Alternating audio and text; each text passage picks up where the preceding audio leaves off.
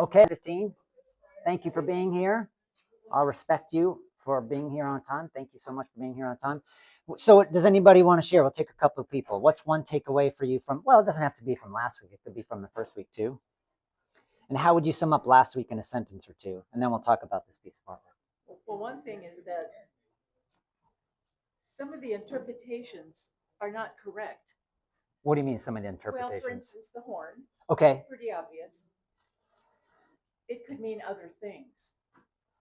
So you're saying the horn was, you're saying you think you're thinking was a mistake? Probably. Probably. Okay, so Jerome made a mistake in translating that too literally with Moses' horns. Yes. Yeah, we'll see that again too. And then there's, well, I guess we just touched on it, but like the unicorn, there's some crazy animals. Yes. Especially in the King James Version. Yes, there's a lot of crazy animals in the Bible. And really, once you put that in the back of your mind, the idea of these animals, creatures in the Bible, it's hard to miss it. It's everywhere. That's a major thread throughout the whole Bible. Something you have to ask yourself, why? Satyr is one. The satyr, yeah. Well, we might have time to get to him. Anybody else?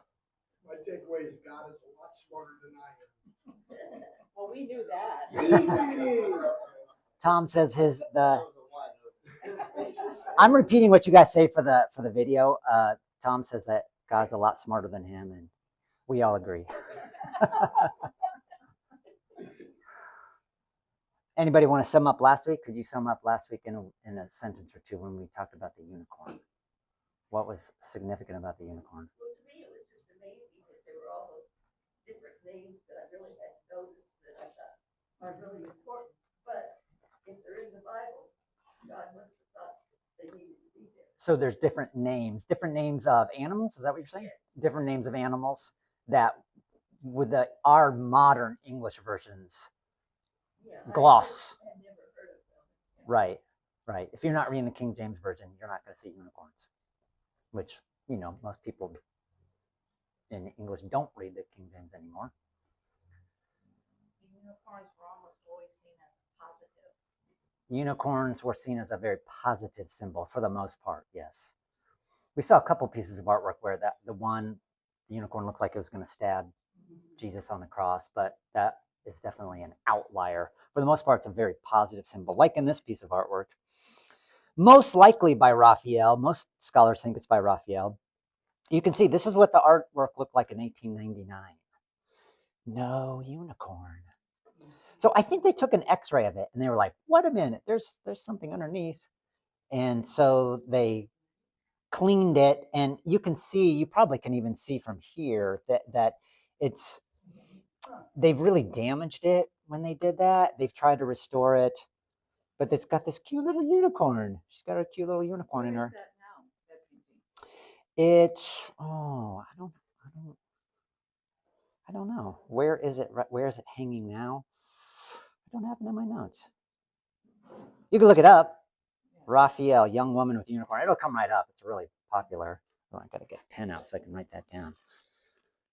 Where is young woman? You can type that. You don't have to say it. Just faster. Well, we'll talk about why. We talked about last week, the way that a unicorn was captured in the wild, right? Anybody remember how does a virgin has to capture it, because it's like capturing divinity. And then with that association of unicorn with virgin, the unicorn becomes a symbol of chastity as well.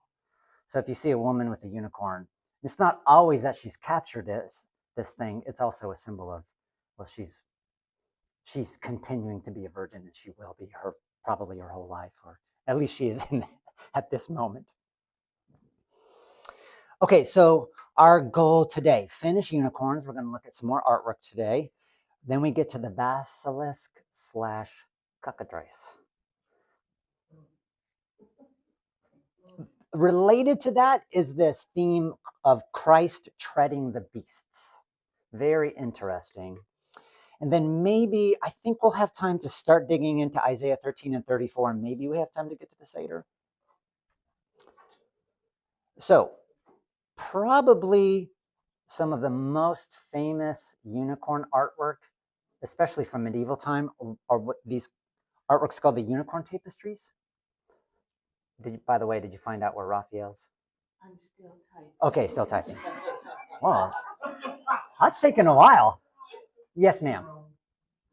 Where's it at? Oh, yeah. Where at Rome? The gallery of Orsini. Okay, the Orsini. Okay. Cam just got back from Rome and he didn't go there, so you didn't see that painting. Too bad. All right. I'm sure it's on display because it's really. You got it. Yeah, you got to go back. Well, I do know where the unicorn tapestries are. They're at the Met. Oh. But they're in an area called the Cloisters, so they're not in the main museum. They're in this place called the Cloisters, which focuses on medieval European art. These tapestries are really big. You can see 66.5 by 25.5 inches. And unfortunately, this one you can see has been damaged. It seems like she has just captured the unicorn, and then now the dog's already got it. There's a lot of mystery to these tapestries. This is really big. 363 by 401 centimeters. It's the whole wall. This is the unicorn defending itself. There's 7 of these tapestries total. I'm not going to show you all 7. You can look them up if you want, but nobody's really sure exactly the order of them. Some of them it's clear. Here's the hunters return to the castle with the unicorn. It's so chaotic, right? They actually show you 2 scenes of the unicorn. Here they are, the unicorn's being captured again, it's getting stabbed. And then here I've got a detail of it where they've slung the unicorn over the horse's back and they're carrying it away. Just as a way of comparison, you can see how this piece of art was very, contemporary with the tapestries, how chaotic it is. It's almost hard to find Jesus right away. And you can see how they're still making the unicorn a symbol of Jesus.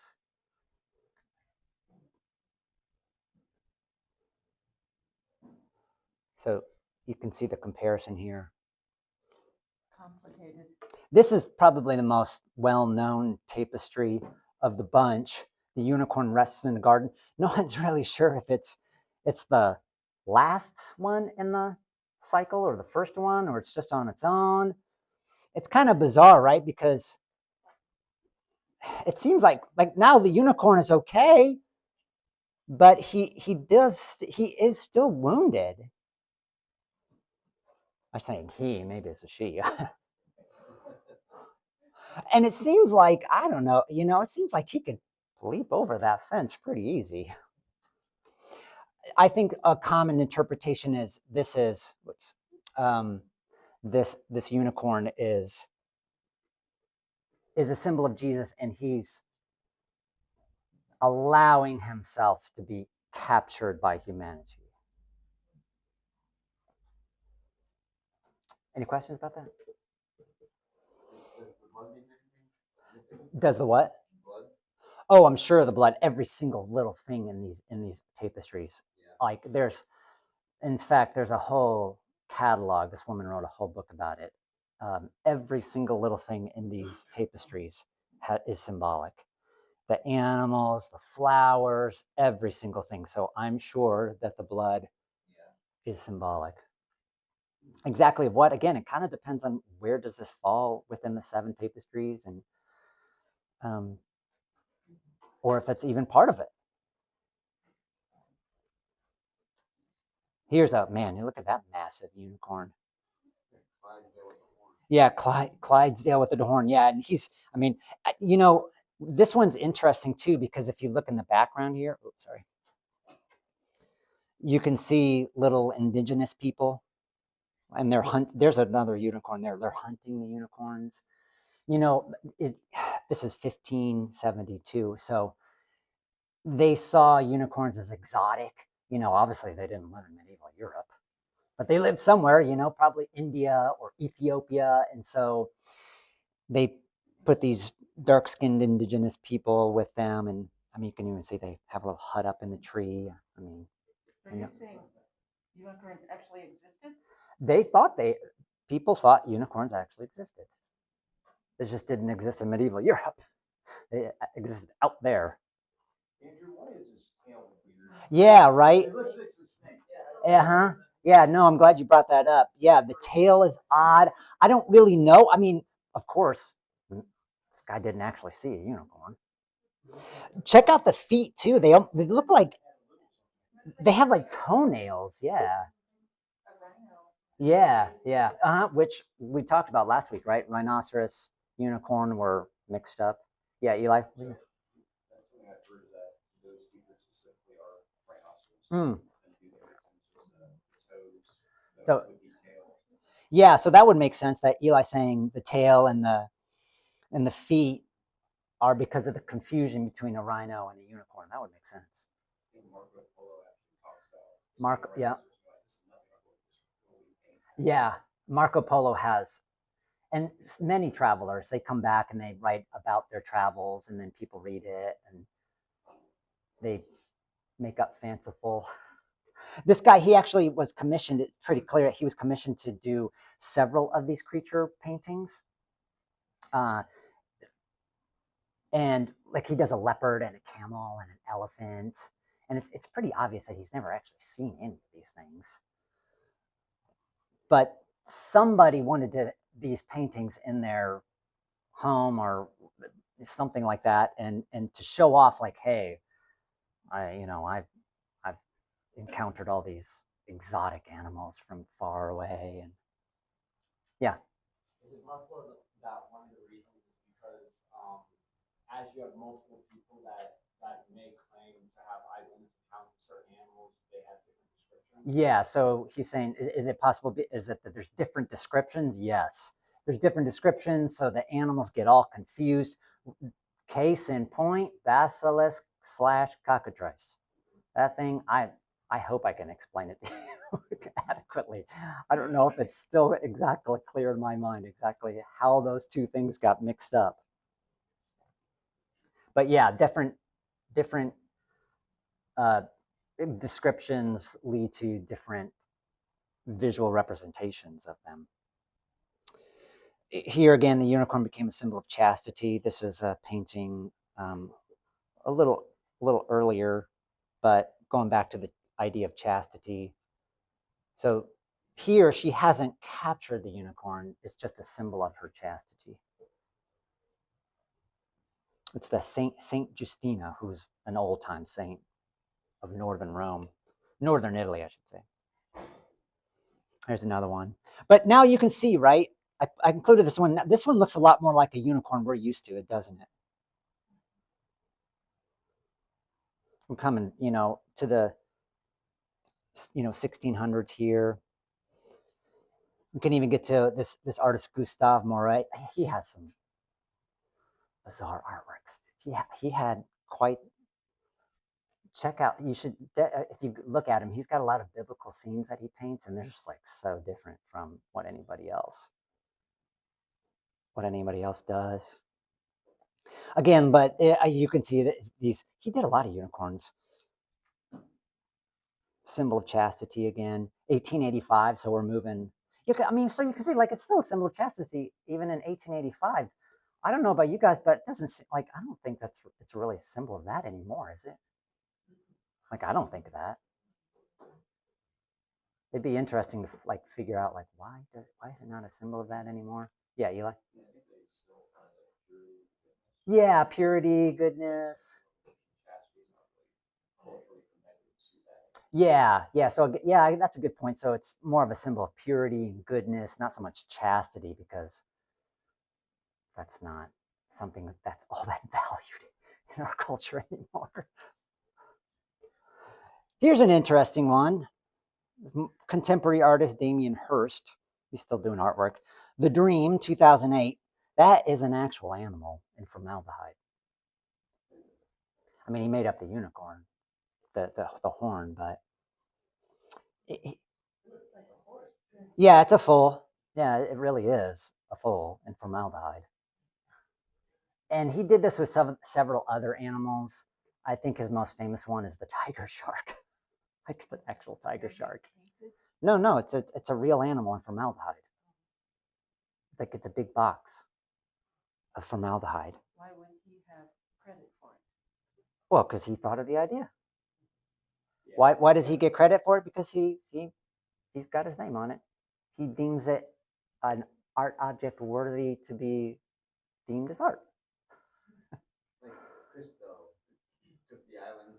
Yeah, Christo with the pink around the islands. Yeah. Bizarre art. Mm-hmm. Yeah, it's modern contemporary art.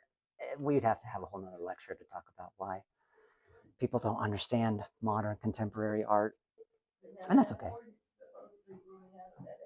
Yeah, the horn is, yeah, it looks like it's growing out of the animal. If you Google this piece of artwork, there is a follow-up piece of artwork that is pretty gross.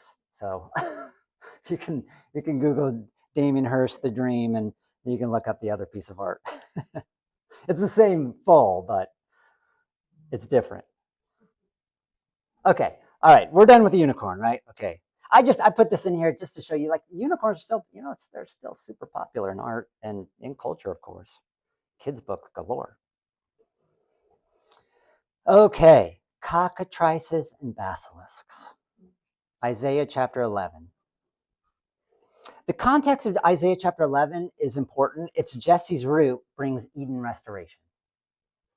Part of that Eden restoration is humans getting along with animals. But in verse 8, here's the NIV, the infant will play near the cobra's den, and the young child will put its hand into the viper's nest. And the point is that'll be fine. The viper's not going to bite him. Here's Wycliffe's translation. There's a reason why I put Wycliffe's in here. And a young suckling child from the teat shall delight on the hole of a snake, and he that is weaned shall put his hand in the cave of the cockatrice.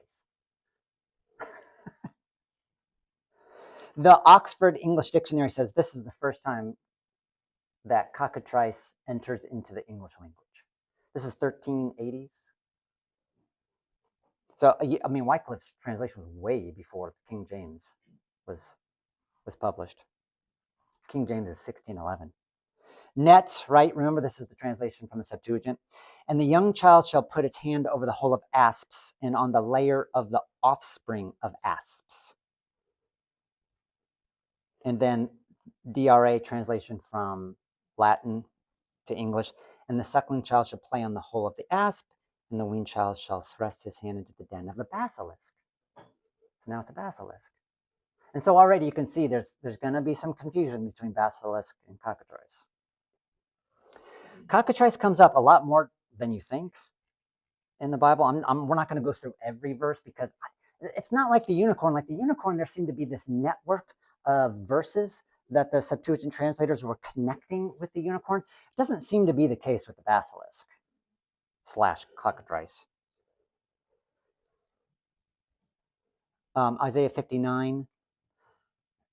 The context is Israel's lack of covenant keeping, so God's not happy with them. And he's talking about, this is in context of talking about the Israelites. He says, they break open viper's eggs and weave the spider's web. He who eats of their eggs dies, and from that which is crushed, a snake breaks forth. It says, actually, I don't know why the LSB translates viper's eggs, because vipers don't lay eggs. They don't. I don't know. Some, like a few do, but hardly any. It's weird. I don't know why they did viper's eggs. They could have just picked snake. King James, they hatch cockatrice eggs. Here you go, the Septuagint, right? They go with basilisk here. Latin goes with basilisk. So, like, Words represent snakes. what's that? So those are words that are actually representation of snakes. It's pretty clear that to the Septuagint translators, remember this is second, first century BCE, the basilisk was a highly venomous snake. In fact, probably one of the most influential descriptions of the basilisk, going back to descriptions of animals, this guy Pliny the Elder, who died, he was actually contemporary with Jesus. He died in 80 CE.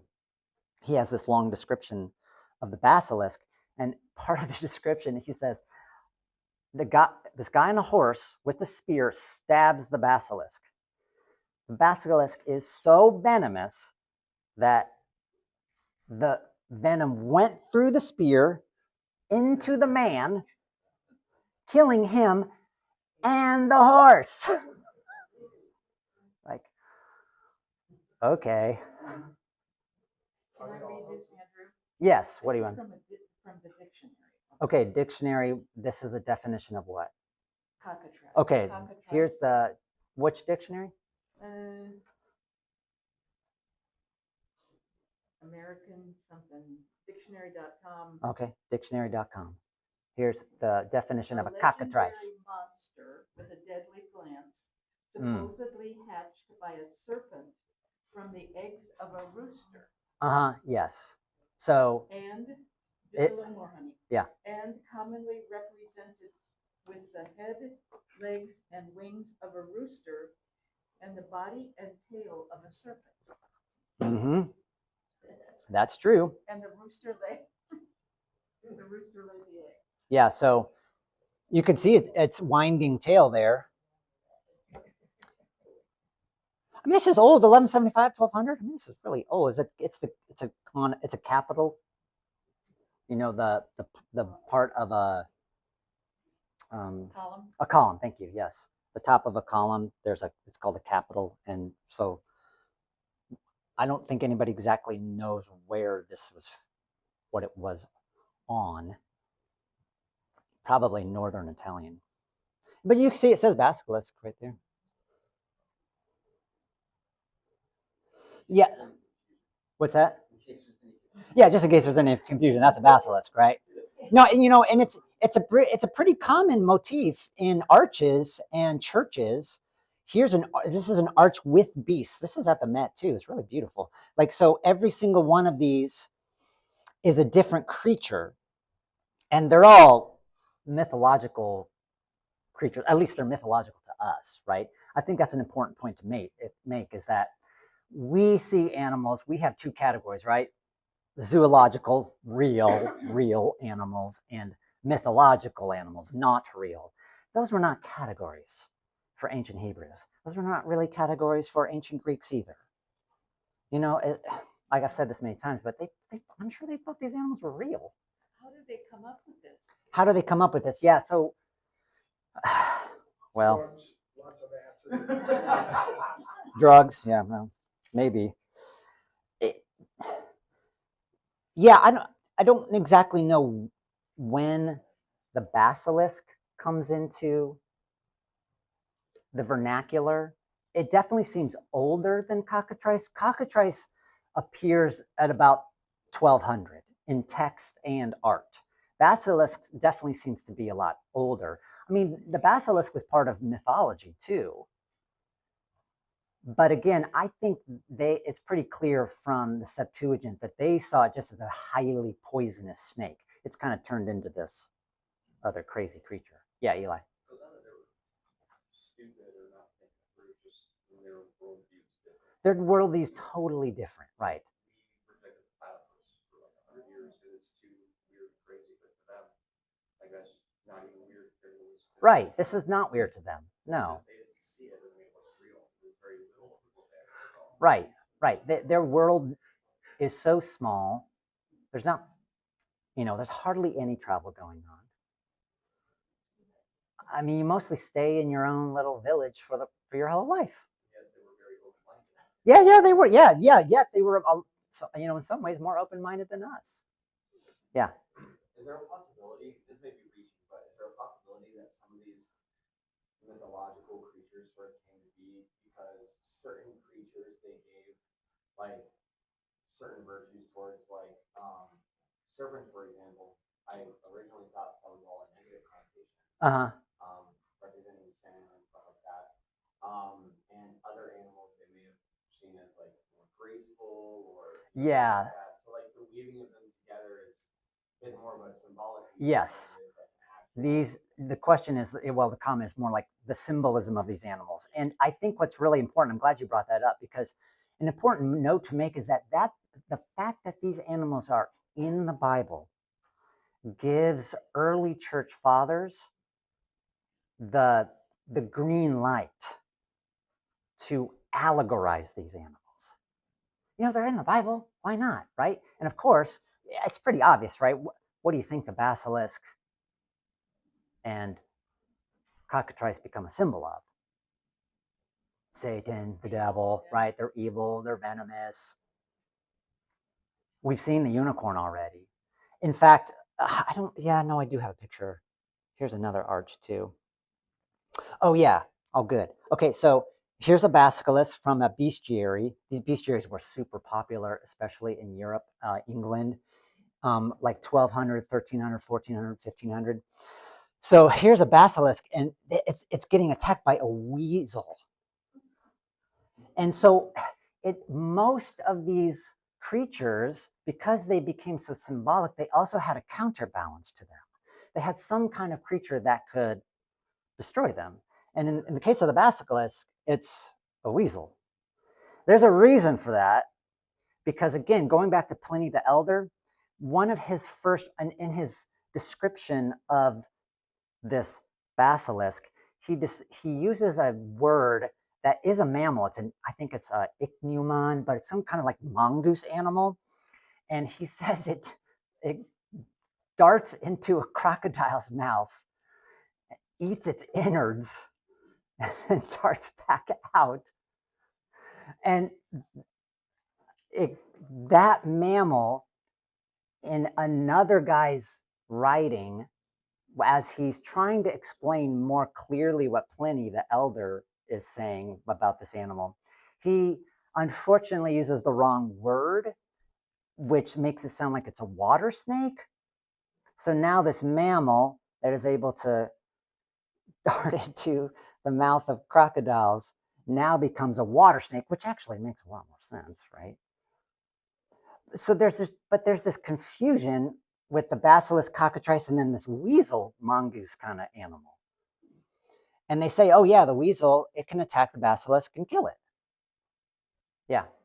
I'm trying to look something else at the moment here, but I stumbled across saying that the mongoose and the cobra are actual in the counter. Right. So medieval writers heard that, thought, oh, that must be the basilisk. Yes, mongooses, like and there is an element of truth to this, right? Mongooses and cobras, and some of the scholars and research I did, it sounds like when they're describing a basilisk, it sounds kind of like a cobra, because they said it like walks upright, which of course cobra can do.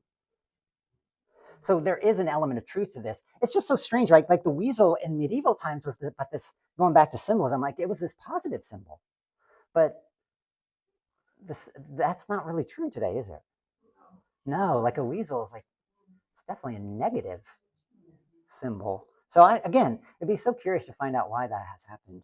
It seems like in its most basic form, at least from this picture, if that's like a general representation of how this is, it's trying to show order and chaos. Yeah, okay, it's trying to show order in chaos. And yes, going back to that symbolism, like they can't have the symbol of the devil have no enemy that can destroy it. That wouldn't give you very much hope. How about the weasel thing? Yeah, and you can see here's another one with a weasel. It's kind of like the lady who swallowed the fly. Oh, the lady who swallowed the fly. How so? There's really no snakes in Europe, but at one time there were in a lot of places.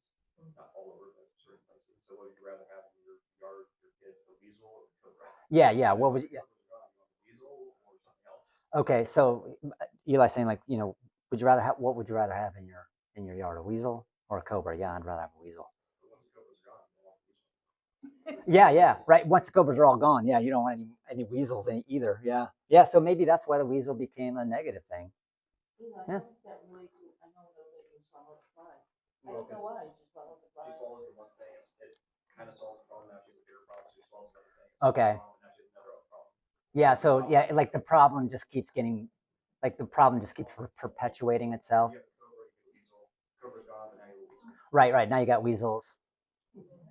I love this one because like the guy's like, ugh, he's like, because the basilisk looked at him. There was this legend that if it even just looked at you, yeah, no, you just die. No, you didn't. You just skip the step of turning into stone. You just boom, die. Some cobras are known to spit venom. Right. Cobras are known to spit venom. I read a whole article about how did this happen, where this basilisk cockatrice can just look at you and kill you. Again, a lot of it has to do with the ways that it was described. It had this venomous breath. I mean, think of a dragon, right? Dragon breath can kill you. And then again, there was some confusion with dragons and basilisks, which makes sense. You can see what they look like. There's even a legend that the cockatrice basilisk can crack rocks. And again, it seems like it was a mistake by a Latin writer. He wrote the wrong words. I don't know. When I read the article, I was like, I don't know if I totally agreed with that researcher, but this is later bestiaries where the basilisk is clearly he's the king of the snakes. That's what basilisk means. So he's ruling over the snakes there. You can see the bestiaries after a while they really start copying each other quite a bit. So yeah, going back to part of the confusion too is that this guy Neckham, he wrote this natural history. Again, these natural histories super popular.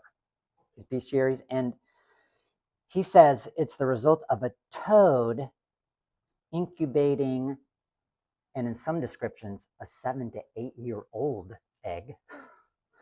The egg of a rooster. Yeah. Yeah, you're like, what? Like, there's so many wrong things. Like, roosters don't even lay eggs. And an egg cat for 7 or 8 years, and then a toad hatches it, and out comes a basilisk.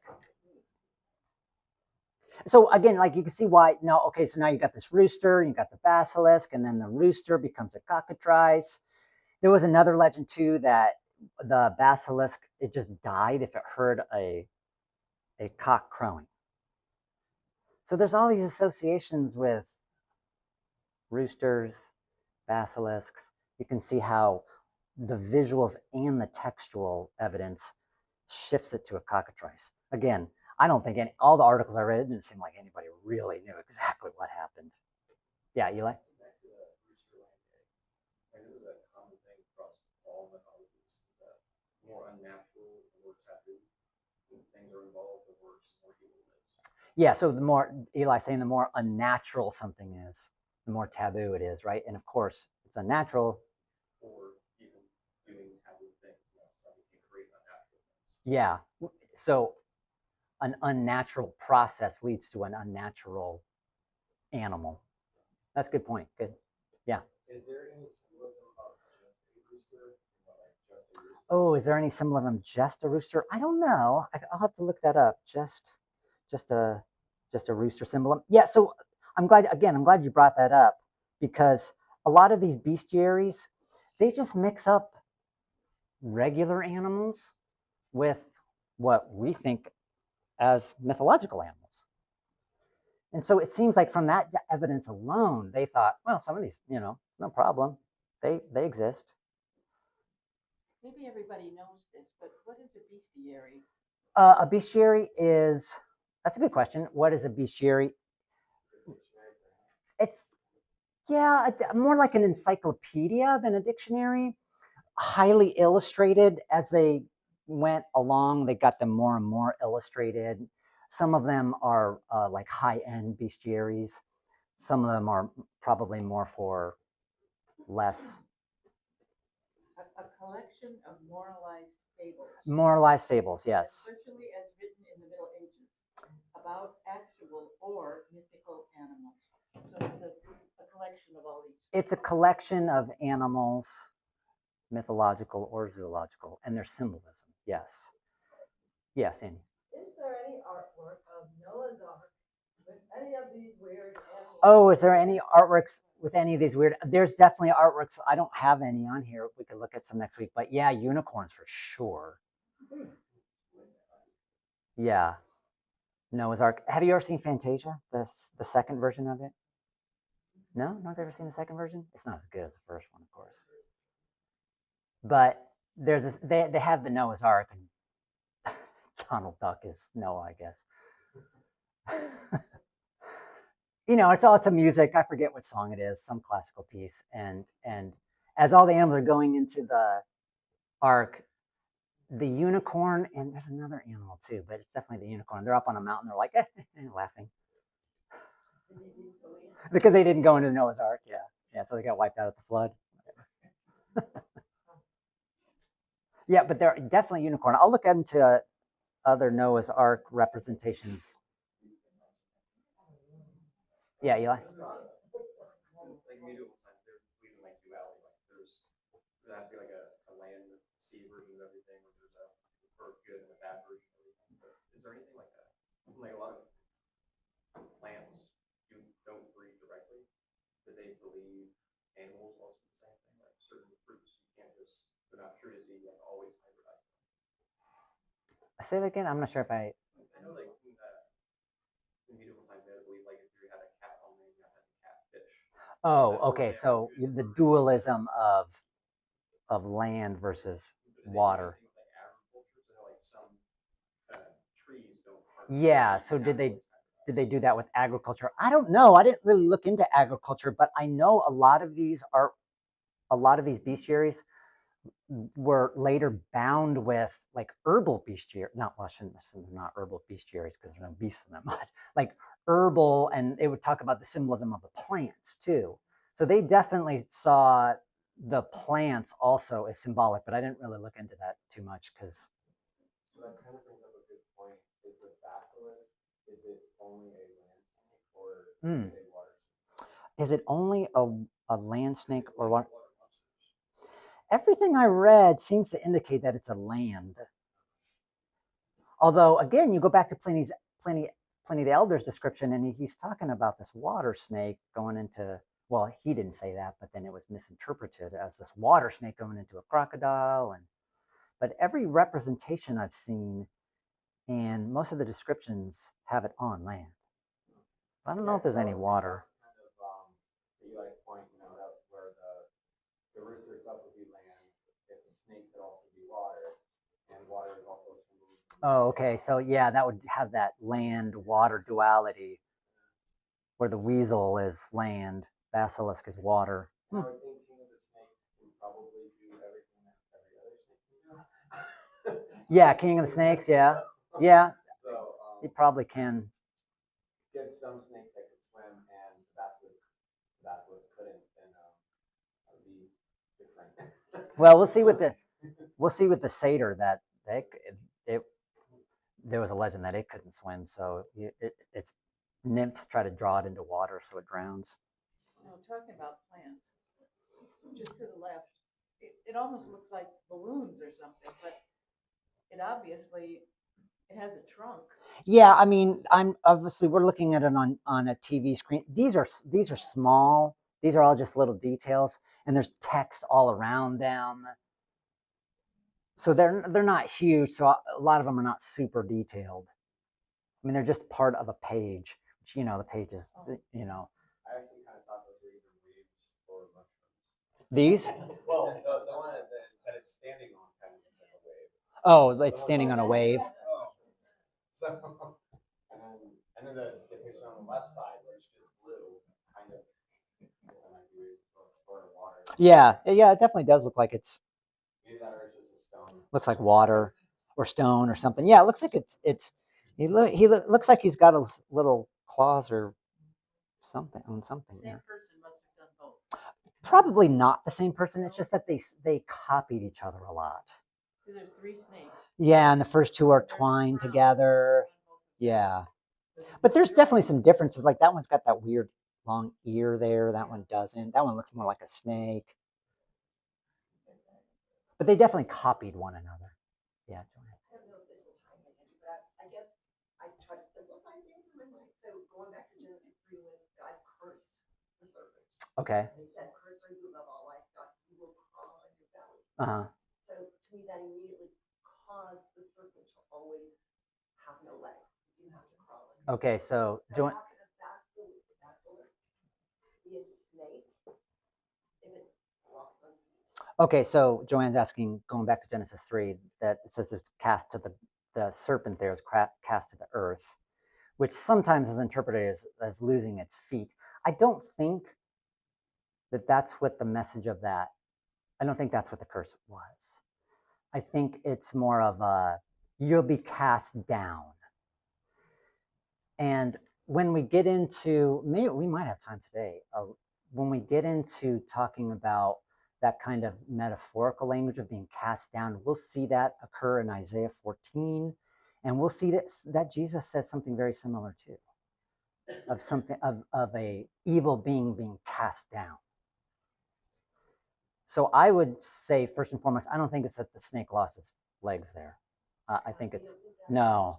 I mean, I wouldn't press that point too much, but I don't think that's what it's saying. Because first and foremost, and we're going to get into this, to think of the Genesis 3 serpent as a snake it's not wrong, but it's definitely incomplete. Yeah, Eli.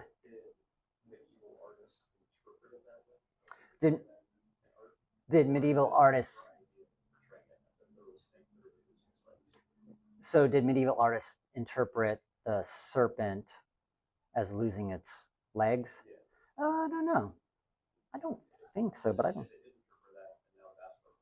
Man, you guys are. Yeah. You guys are giving me a lot of homework. In case you don't have enough, is all of this art from the same geographical location? The bestiaries, yes. Most of these bestiaries are England. Yes. Bestiaries were most popular in England, medieval Europe. Yes, the bestiaries for sure. They're all written in Latin. And then again, that's part of the problem too, is that they get translated into English or other languages, and then they misinterpret them. But yeah, that's a good question. Yes, they're all very much the same geographical area.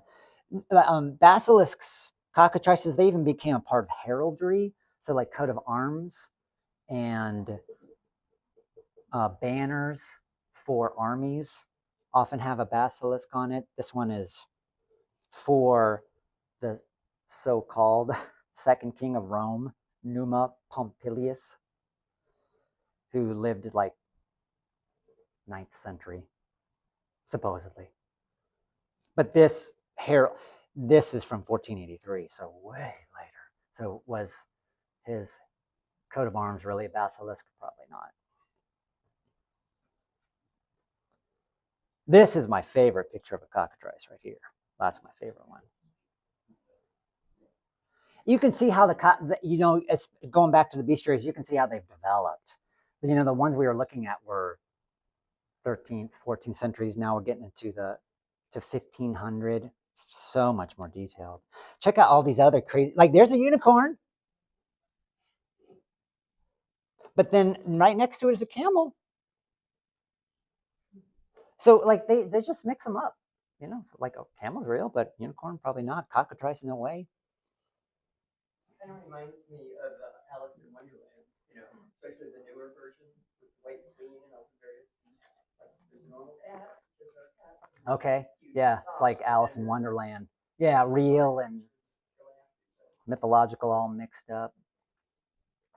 Yeah, cool. And in the previous page, I wrote in my notes, the previous page in this bestiary has a griffin next to a hare. So like they have no problems mixing them all up. Kind of like Dr. Seuss. Yeah, kind of like Dr. Seuss, kind of fantastical. Hey, if you're ever in Central Park in New York City, cockatrice above the main entrance in Belvedere Castle. There it is. I know. I was like, what? 1879. I mean, it's not even that long ago. Like, that's a pretty fierce looking one, though. Okay, so now basilisk, cockatrice, completely clear in your mind, isn't it? It's still not 100% clear in my mind exactly how they got confused, but it seems like nobody really knows. Yeah, Madison. Is there any overlap between like the staff that has the snakes inside of the wings at the top? Okay, is there any overlap the with the serpent and you're talking about the staff? Yeah, we looked at it last week. That serpent is actually the Hebrew is a seraph, which is where we get our word seraphim from. So when we get to seraphim, we'll talk more about that because we'll see the difference between seraphim and cherubim. So we are going to get to that. So it's not the same word as in Genesis 3. Genesis 3 serpent is a nakash, which again we'll talk about when we get to bad guys into that section. But yeah, there's definitely some overlap going on. And again, a lot of it's just with translations. These Greek translators, Latin translators, and then other language translators, including English, they translate these different Hebrew words the same and different. They're not always consistent with it. And again, we get to bad places, bad guys, bad places. We're going to see that with hell. There's 3 different words for hell. But in most English translations, it all just gets translated as hell. And so it's created this big time confusion. Too many translators? It's not that it's, not too many translators. I think they're just trying to simplify things for you. But then, they're making a decision for you to try to make things more simple. And then often you miss the connections. Does that make sense? I mean, we've seen that already. They're trying to make things more simple, but it ends up complicating it more, at least on our end. The other thing too, if there isn't an equivalent cultural thing going, like when Paul says Tartarus, there's like a clear Right. cultural thing. The reader's gonna get that, but they're 1,000 miles away, 1,000 years later. You don't have that same cultural thing. Right. Words just use that same word, and then they'll make up a meaning that is there. Right. Yeah. So Eli's bringing up Tartarus, which is in 1 Peter 3, I think, off the top of my head. It's just mentioned the once, but it's almost always translated as hell in English languages. But Tartarus is, at least from my understanding, is completely different than Gehenna. Like people don't go to Tartarus.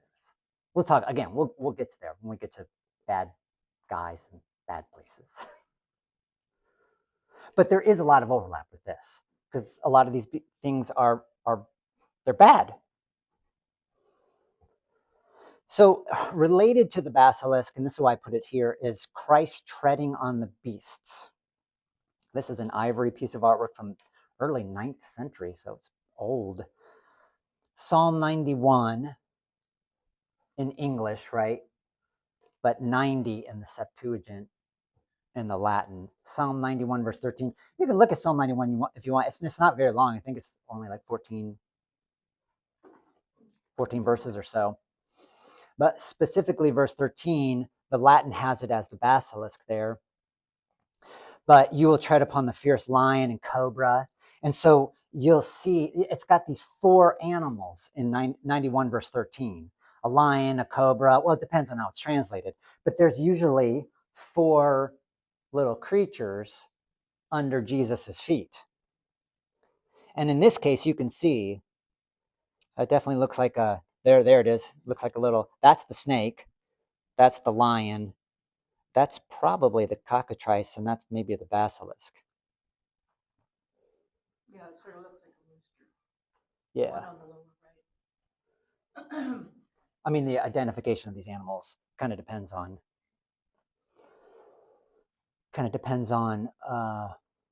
who you read. Psalm 91, very interesting psalm. It is clearly an exorcism psalm. People thought that it was an exorcism psalm. It was kind of debated, and we get back to, this is where the Dead Sea Scrolls came in big time, because they found Psalm 91 at Qumran with 3 other non-canonical psalms that are clearly exorcism psalms.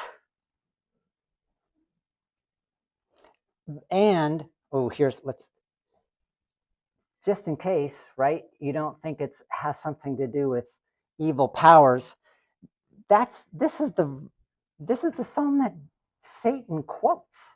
He quotes Psalm 91 at Jesus' temptation. This is another one, right? 6th century. I mean, this is old, man. This idea of Solomon in particular, this is seen as a Solomonic psalm. Solomon was the exorcist par excellence, man. Nobody got better than him. And that's an old, super old idea. I mean, you see it in 3rd century BCE. There's all these little amulets. They're called Solomon's amulet or Solomon's intaglio. And there's like a little equestrian rider stabbing. We'll look at some of those when we get to Lilith. Oh my gosh, Lilith. So you're saying Psalm 91, which is a very well-known and beautiful psalm, is a psalm about casting out demons? It's a psalm casting out demons, yeah. Because, and again, this is a perfect example where our English versions gloss over the demons that are filled in that psalm. The pestilence that strikes at night. What verse is that? Sandy, are you looking at it right now? Verse 3. That He will save you from the fowler's snare and from the deadly pestilence. pestilence is a demon name in Hebrew. It's a demon name in Hebrew. It's a demon's name. Keep going. There's others. There's others too. There's a whole bunch, especially near the end. Yeah, Eli. This is something I've heard, like a big thing in the Protestant Reformation, was trying to get rid of all the bad Catholic stuff. You know, they kind of cast a very wide net. So that's why they try to science size a lot of the animals. Yeah. They try to get rid of all the Catholic incantations. So they got rid of Jewish stuff as well. And so they kind of sanitized it in a more enlightened way. Yes. Protestant Reformation changed a lot of stuff. We saw that with Tyndale, right? He was trying to I don't know what the word, decatholicize.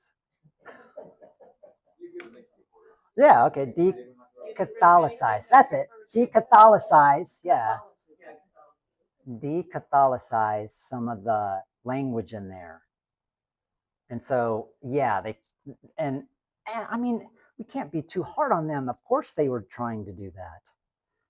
But unfortunately, 500 years, give or take a few years, it's glossed over a lot of that stuff. Oh, Madison, by the way, I'm sorry, I forgot to mention this. Yes, unfortunately, Jerome was anti-Semitic. That might explain the horns. Yeah, unfortunately, a lot of those guys were. He saw Psalm 22, like the unicorn in there. He's like, "Oh, those are Jews." I'm like, oh man.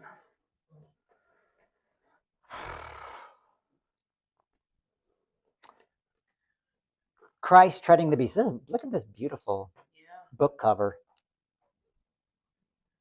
Also made out of ivory. This is a Latin gospel lectionary. And the animals, these animals are identified. It's a lion, a dragon, an asp, and a basilisk. So lion, I think, lion, dragon, asp, basilisk.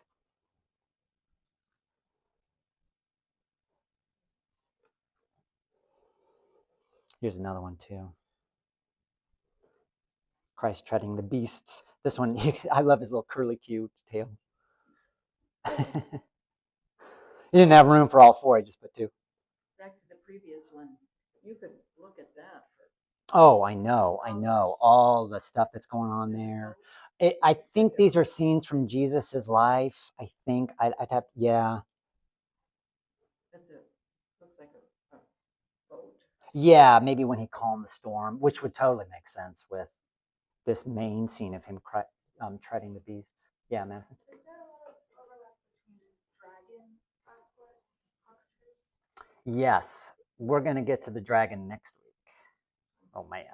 Hopefully, dragon. Yeah, that's a whole nother section. Yes, the dragon. You put so much work into this. Yeah, kind of put a lot of work into it. Nothing else to do. Now, again, so like, okay, let's pan out, right? Okay, great. Basilisk, cockatrice, big deal, right? But maybe you've never noticed this little tiny detail in Mark chapter 1, verse 13. And he was in the wilderness 40 days being tempted by Satan, and he was with the wild beasts. And the angels were ministering to him. That's all in Psalm 91, which Mark doesn't have the temptation, doesn't have the whole temptation scene. But Matthew and Luke do. And so you start connecting Jesus in the wilderness with these wild beasts, but then Psalm 91, he's able to tread these beasts. Go back to Isaiah chapter 11, right? We looked at that today, where the Eden is restored because Jesus has come. And humans will be able to get along with animals again. The Eden ideal of no living creature survives or thrives at the expense of another living creature. That will be the ideal once again. And here's Jesus. You can see, like, I think, it's such an easy detail to miss, but then once you start connecting all the dots, you're like, because the Eden ideal is starting to get kicked off. He can get along with the wild beasts, including basilisks and cockatrices. They won't hurt him. Yeah. Taking a few steps back again, there's especially in the evil times, a big idea of like the unnatural things creating natural things. Do they do order and chaos? Yes, order. Do they really believe more fantastical things because they believe Christ brought order? Right. They're in the Christian kingdom. There's not going to be these monsters, and that's why there's a lot of knights that kill dragons. And therefore, in far off lands where there are not Christians, there's going to be monsters and beasts. Right. Unfortunately, sometimes that becomes this very negative thing where, those unchristian lands, they're the ones with basilisks and dragons because they're bad. They're unchristian. Right. But there's also even more enlightened facts like Isaac Newton really consider that. He believed in kind of like a breakdown that in the past was more spiritual stuff. And therefore, we're in the age of science because God is kind of featuring order. Science is order. Right. Science, order. That's why you see more miracles. New Testament you see less. Because God is going to set things right. You're going to see more dragons in the Old Testament. And you're going to see less now because God has set things right. And so this is what serious scientists in the Enlightened Age actually kind of thought about these spiritual elements. Order and chaos, another major theme in the Bible. I mean, it's Genesis chapter 1 right away, right? Spirits hovering over the waters. It brings